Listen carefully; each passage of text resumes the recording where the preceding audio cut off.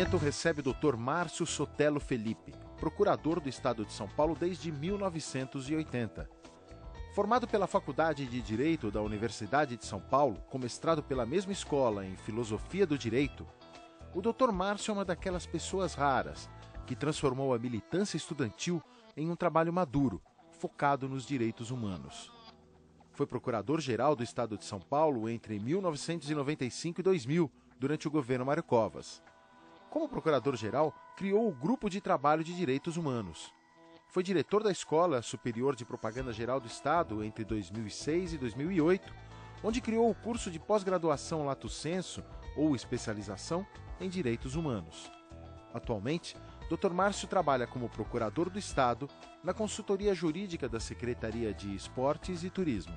Márcio, queria agradecer e dizer que eu estou muito feliz de receber você aqui no programa para a gente falar sobre direitos humanos e o trabalho do advogado público relacionado a esse assunto de direitos humanos. Você tem uma trajetória aí de carreira de procurador-geral do Estado de São Paulo, que sempre teve uma militância e uma atuação forte com a questão dos direitos humanos. Por que esse interesse aí pelos direitos humanos?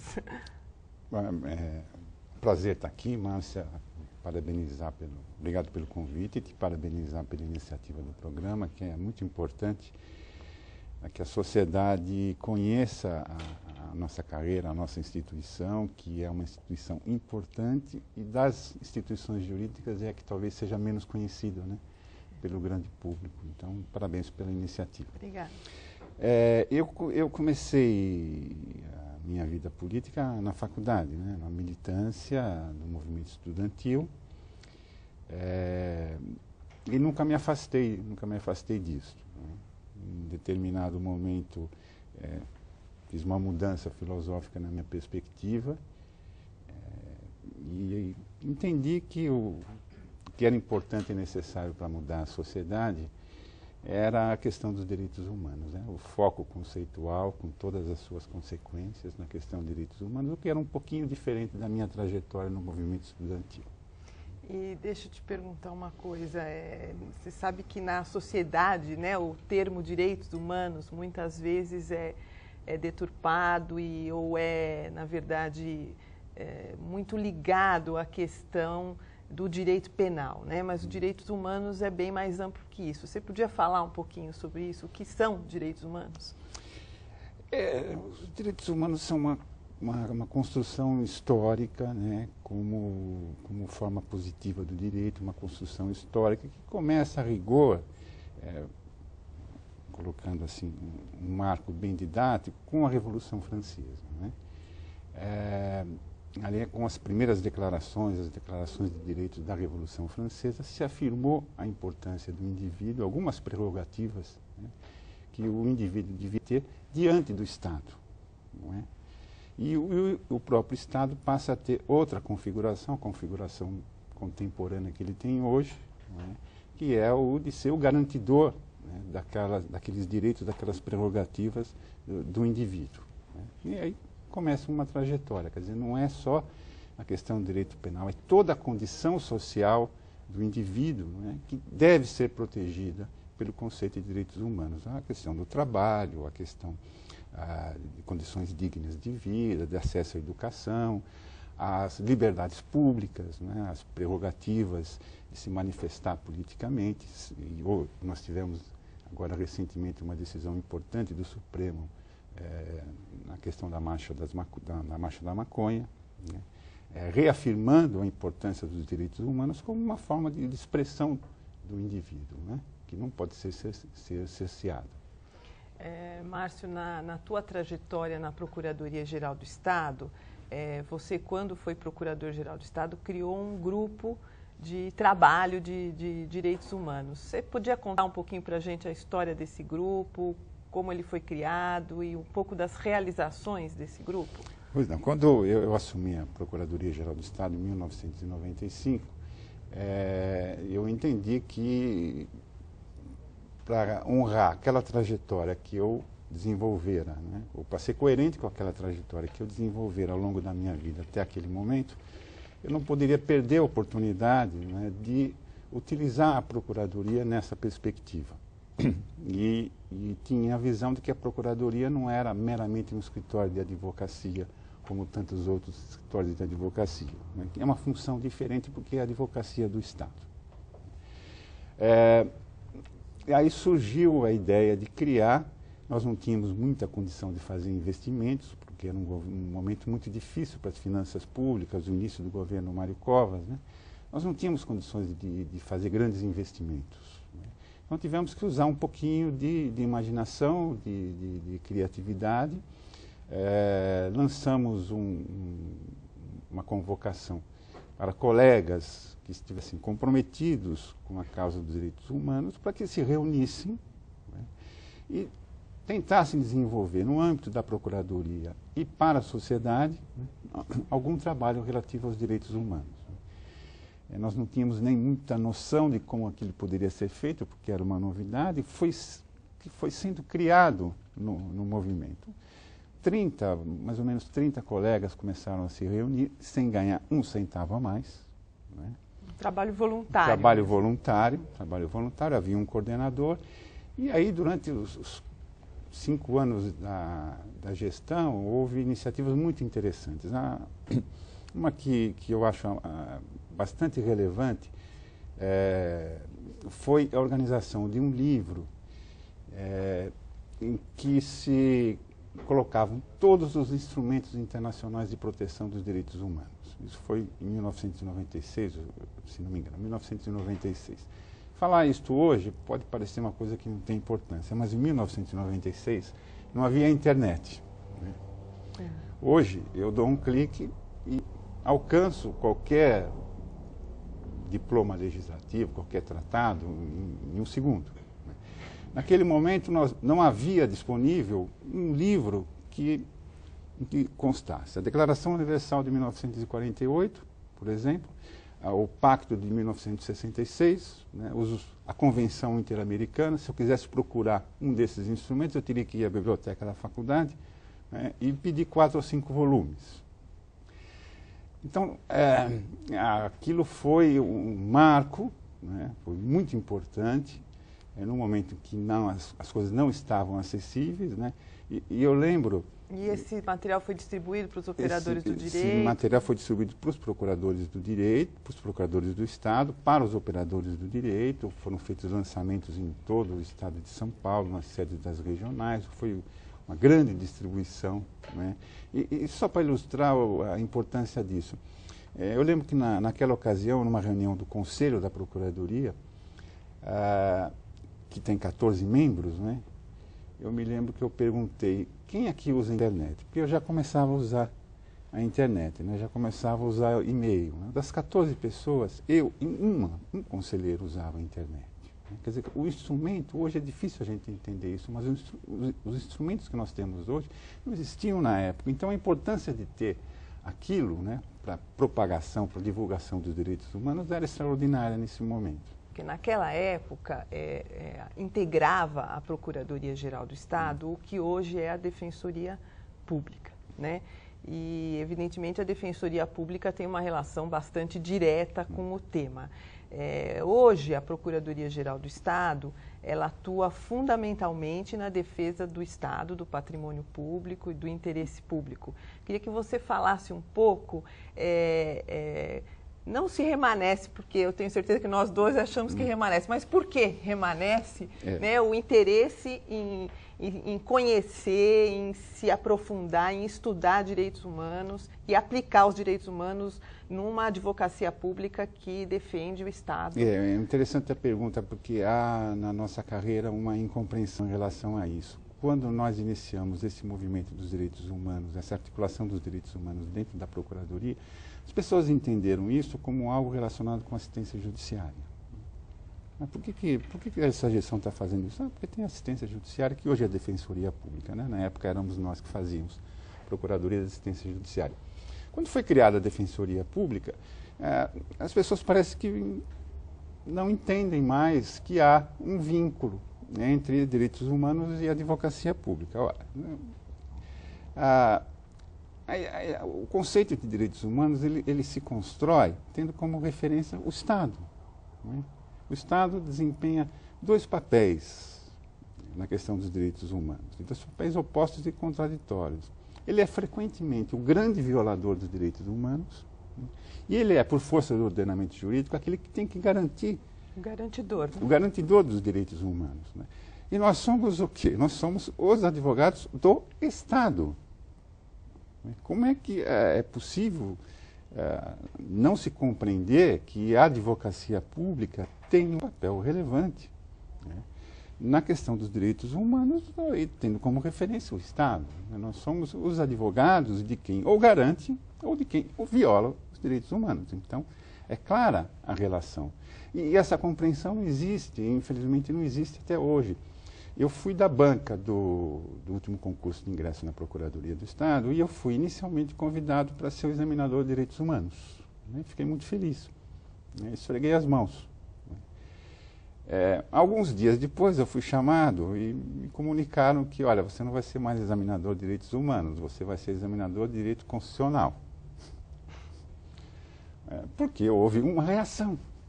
Uma reação interna dentro da carreira. Eu falei, tudo bem, eu vou ser de constitucional, mas pelo menos eu vou ser de direitos fundamentais, não é? Então eu fiquei com os primeiros artigos da Constituição. O doutor Elival, que é hoje procurador-geral, foi o examinador de direito constitucional no restante, né, da disciplina. Quer dizer, houve uma resistência a simplesmente colocar como uma disciplina autônoma dentro do concurso direitos humanos. Porque ainda, por falta desta compreensão.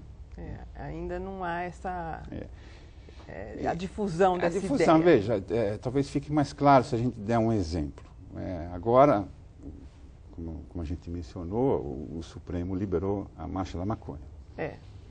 Você imagina um secretário da Segurança que tem a dúvida jurídica se deve ou não deve liberar uma manifestação deste tipo. O que ele faz? Ele vai à consultoria jurídica, né? E pede um parecer. O parecer é sobre quê? O parecer é sobre um conceito importantíssimo dos direitos humanos, que é o da liberdade de expressão, da liberdade de manifestação. Como entender que, porque nós deixamos de ter assistência judiciária, nós não temos mais relação com os direitos humanos, né? Então, é preciso refletir isso, porque é um raciocínio muito pobre, não é? E, aliás, nesse caso da marcha especificamente, quem ajuizou a ação foi o Ministério Público Federal. Mas poderia ter sido a Procuradoria-Geral do Estado. Poderia ter sido, perfeitamente. A Procuradoria poderia ter sido amicus curiae na ação, eventualmente. A Procuradoria tem instrumentos para fazer isso. Para isso. Para fazer isso.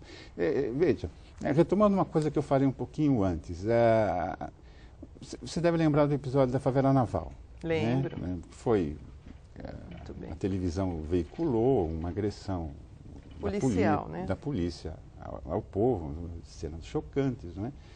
Então, quando eu digo, nós não somos um escritório de advocacia comum, eu quero dizer o seguinte, diante disto, né, a ação do Estado, policiais, né, agentes do Estado, diante disso, qual é a postura do procurador do Estado? É a postura do advogado privado que vai defender o seu cliente?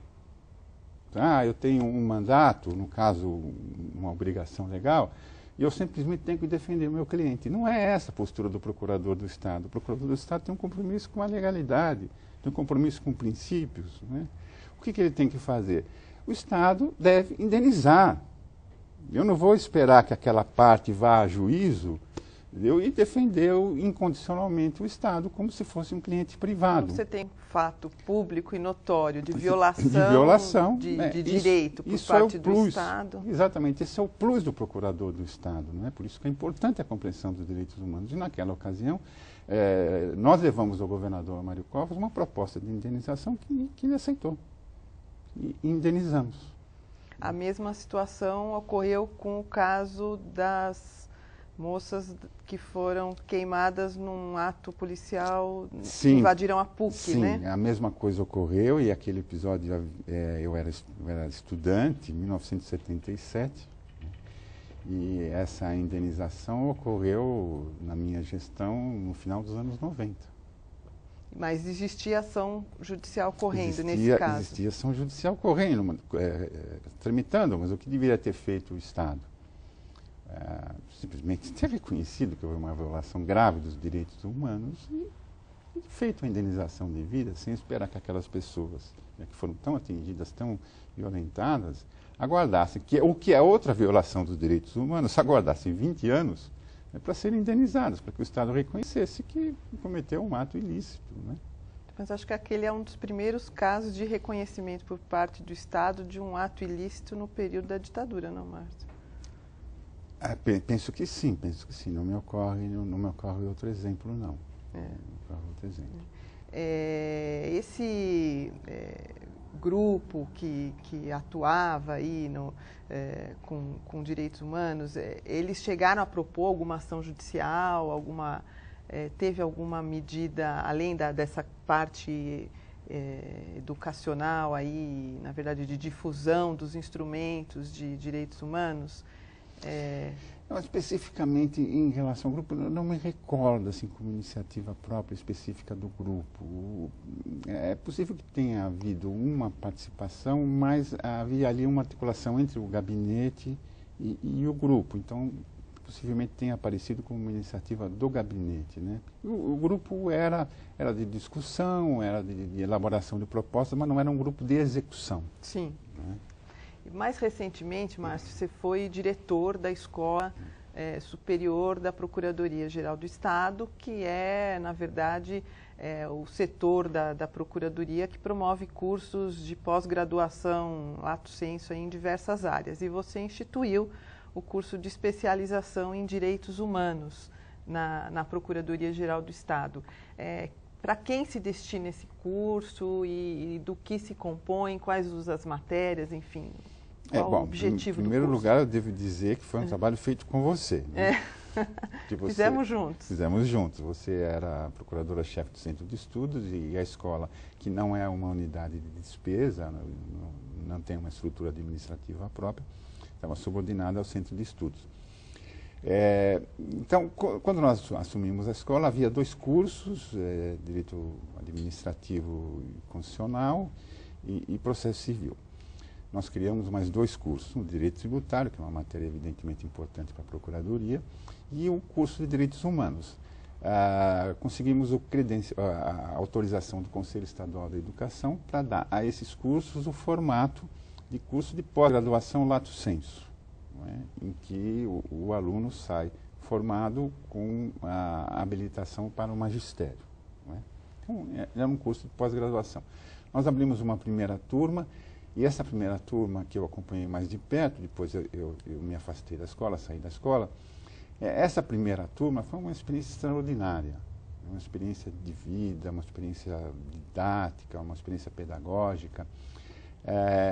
Formou-se uma turma que tinha juízes, evidentemente procuradores do Estado, defensores públicos, ativistas políticos, alguns que vieram da luta armada da ditadura, militantes de organizações não governamentais, oficiais da Polícia Militar e Polícia Civil, delegados de Polícia Civil.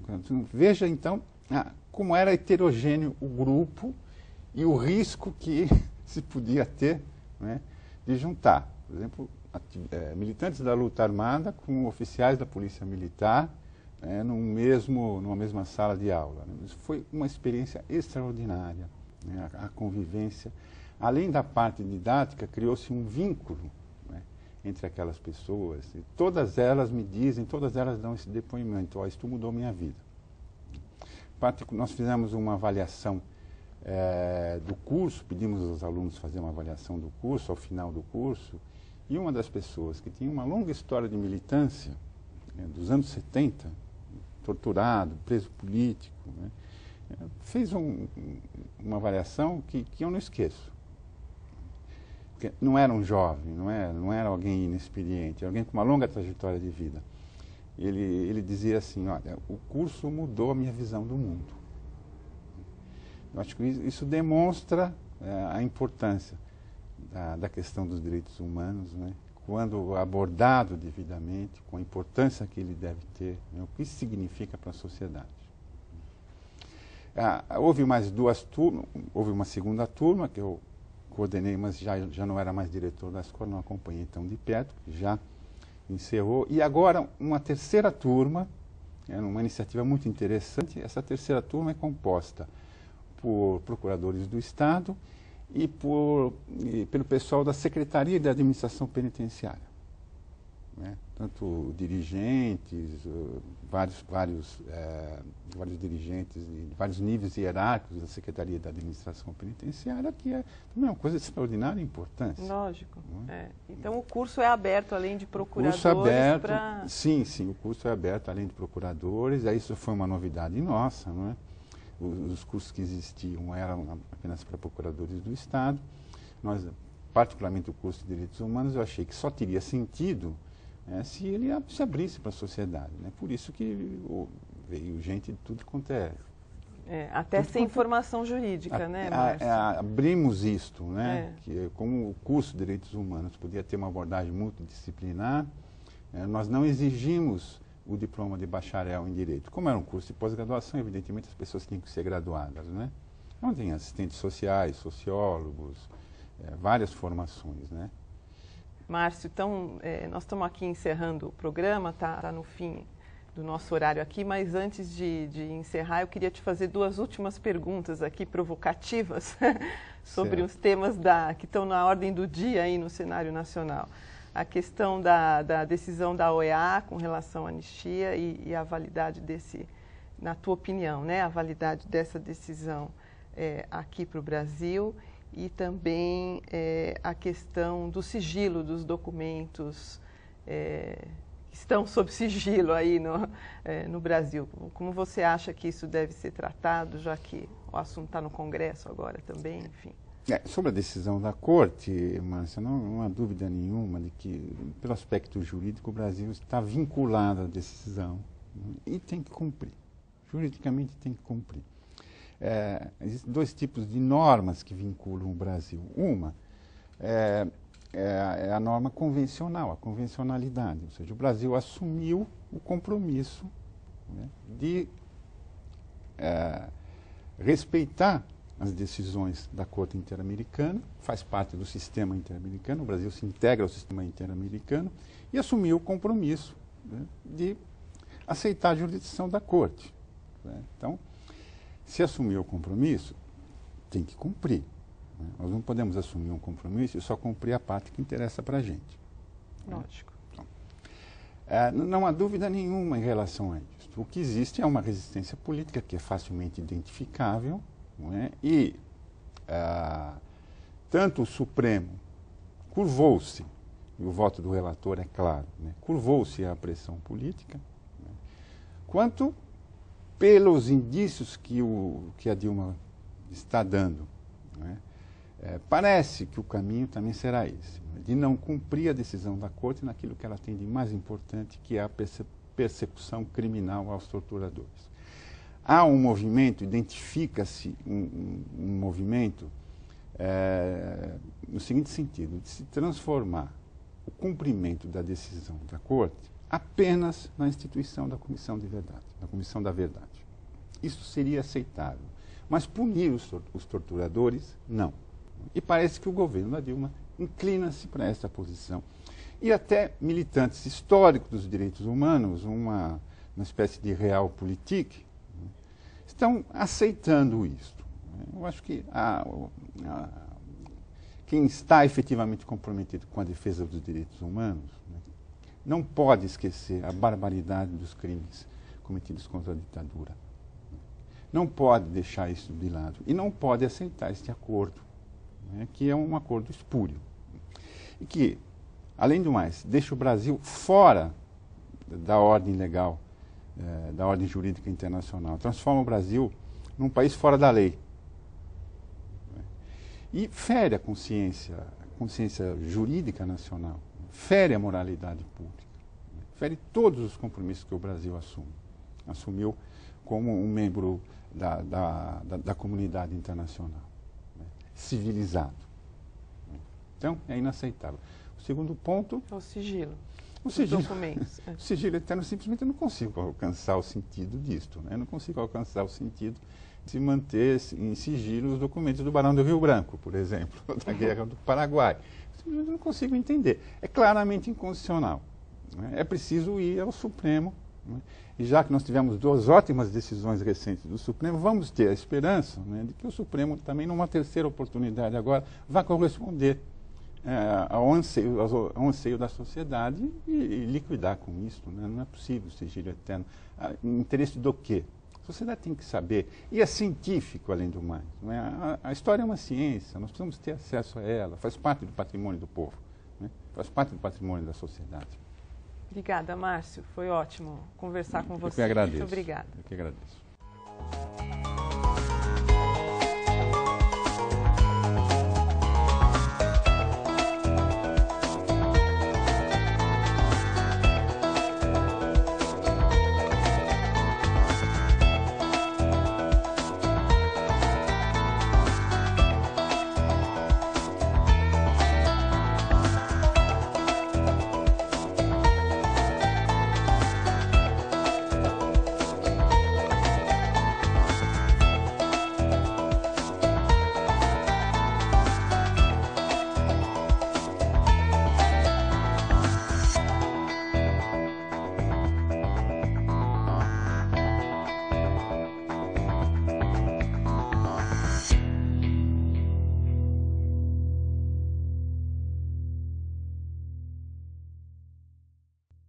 Nós temos em 1991 aquilo que nós chamamos de a Primeira Guerra do Golfo, que na verdade não foi uma guerra, porque uma guerra acontece quando você tem uma